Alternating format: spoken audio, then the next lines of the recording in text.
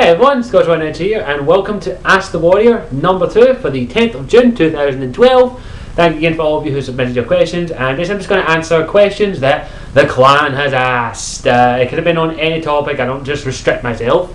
And so what I've done is I tweeted Facebook and made a short video asking for your questions, and you did not let me down. I go about 20 or so questions, and I thought I'd do something different to Ask the Warrior, and I took all the questions, printed them out, and put them in this hat. Yes, it's a pink hat with it's a pink cowboy hat with fluffy on it. It's fluffy. And I put all your questions in here, and I'm going to shake them up and pick one at a time and answer all the ones that are in the hat. So let's give it a good shuffle and let's get straight to the first question. And the first question is from KP142. If you could be Prime Minister of your country for a day, what would you do? I think I would declare, if I was Prime Minister for Scotland, I would probably, maybe declare, maybe a mass execution of all English and all foreigners. Maybe try and get Scotland into the gaming industry. Bring back maybe a few other things. Maybe add a day specifically, like every Friday or every second Friday of every month, everyone has to wear a Scotland hat or a kilt. Or something along those lines. It's not too serious. I probably end up declaring war on England eventually, and all those that would bow down to my feet I would let live, and all those who didn't I would massacre. Simple thing. So let's get to the next question. Hope that answers your question, KP. And completely random. Next question comes from Roxanne 28. Have you seen the Watchdog game demo, and are you planning on getting the game? Easy answer to that is yes, I have seen the trailer. It looks absolutely fantastic. If you haven't seen it already, go check out my E3 highlights so far video. I talk about it quite briefly in there, but I'm absolutely dying to see you play this game. It looks bloody awesome. It looks like they've taken the best parts from Grand Theft Auto, a wee bit of Deus Ex, a wee bit of Assassin's Creed, a wee bit of Conspiracy, thrown it into a cake maker, hit the button on it, turn it on, and it's just made an absolutely beautiful, delicious cake by the looks of it. The question is, when we get a taste of that cake, how will it taste? Will it taste absolutely amazing, or will it taste like shit? Simply put, I am going to try and get the game. It all comes down to will I have enough money to play the game? Get the game, sorry. And at the moment that doesn't look likely, but we'll have to wait and see what the future holds. It's out, I think it's out in 2013, so we've got a while away. Cheers to everyone, by the way. So yeah, I'm looking forward to Watch Dogs. It looks absolutely fantastic, and I cannot wait to get my hands on it. Okay, next question. There we go. Next question comes from Bobby Blood. Do you plan to get a PS3, and what do you think of Sony's press conference at E3 overall? Yes, I am planning on getting a PS3. I've been planning on getting one for quite some time now. Unfortunately, I just haven't had the money. They aren't that cheap anymore, but of course the PS4 is coming out in the next 2 years or so it may go down in price. I do intend to get a PS3 as soon as possible. But yeah, at the moment I can't afford it, so I'll have to wait and see what happens. And as for the Sony press conference, I thought it wasn't that bad. It didn't really piss me off that much. There was a lot of stupid stuff with it, but they did reveal The Last of Us, showed us a bit of Assassin's Creed 3, showed us a little bit of Beyond Two Souls, which looks amazing. So it wasn't bad, but it wasn't good as well. It was kind of dull. And I didn't really enjoy it as much as I enjoyed the Ubisoft one. So it was an alright press conference overall, but I didn't enjoy it as much as I did the other as Ubisoft. It wasn't the worst press conference. It was definitely better than Microsoft in my opinion, and better than Nintendo's. It was the second best conference there in my opinion, but that's not saying much because Ubisoft blew them all out of the water. So the Sony press conference alright, and I do plan to get a PS3 as soon as possible. So let's get the next question. And here we are. Next question comes from Alex the Hunted. He asks, what would make the perfect game for you? Simply put, good question. I've done a video on this a while back. A perfect game for me, in my opinion, is a game that's got an amazing story. Graphics as well, and music as well, but mostly story. For me, my perfect game would be a supernatural RPG. Not the TV series Supernatural, but an actual supernatural RPG where you get to play a vampire, or a werewolf, or some other supernatural entity. Primarily werewolf. I would love to see a werewolf RPG. I do know there is vampire RPGs, I consider called Vampire the Masquerade.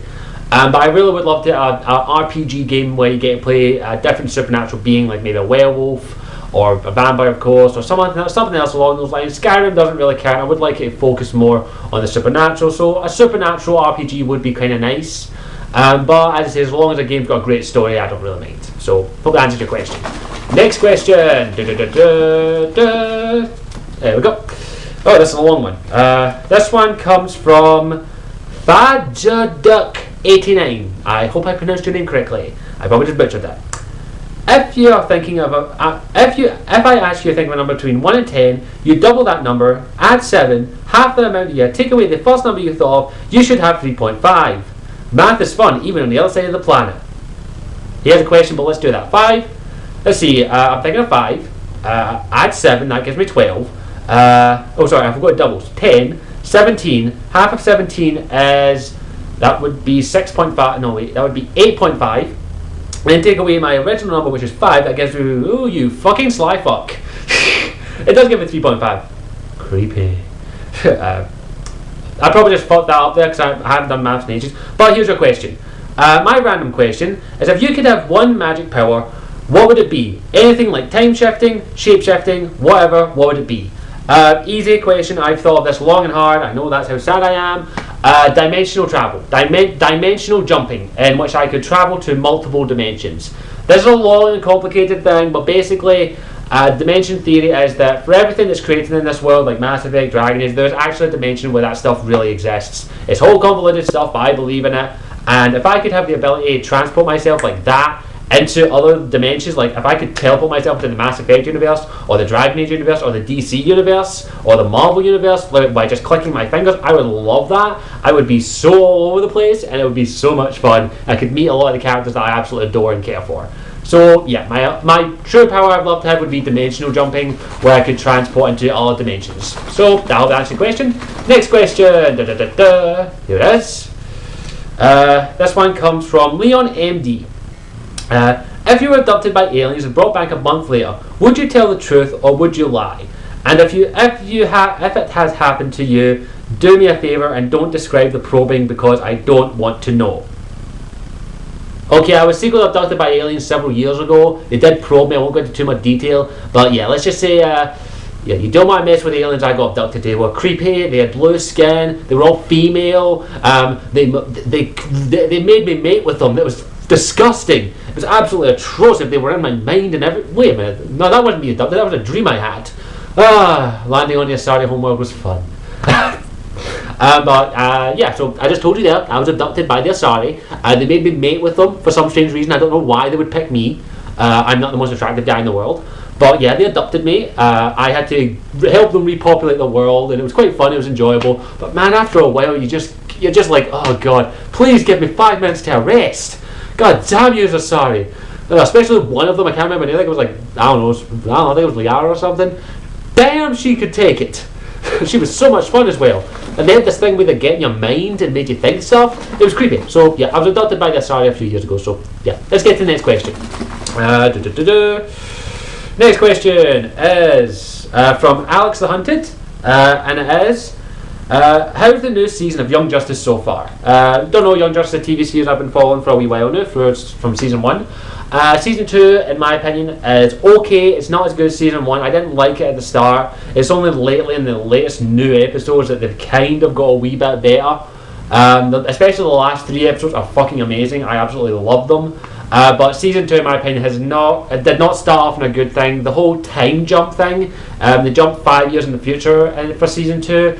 I'm not a huge fan of time jumps. I'm never going to be happy with that. But overall, I'm enjoying the season a bit, but it's still, I would have preferred if season 2 was the same team that we got to know and care for from season 1. Season 2 is okay, it's not amazing, and I would like it if they maybe evolved a bit more. It is getting better, I'm not going to lie, it is getting better and better, and hopefully we will find out some other stuff in the future. So I think that's all I've got to say in Young Justice.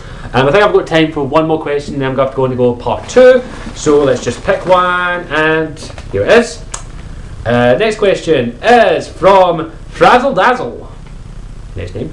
What games are you looking forward to?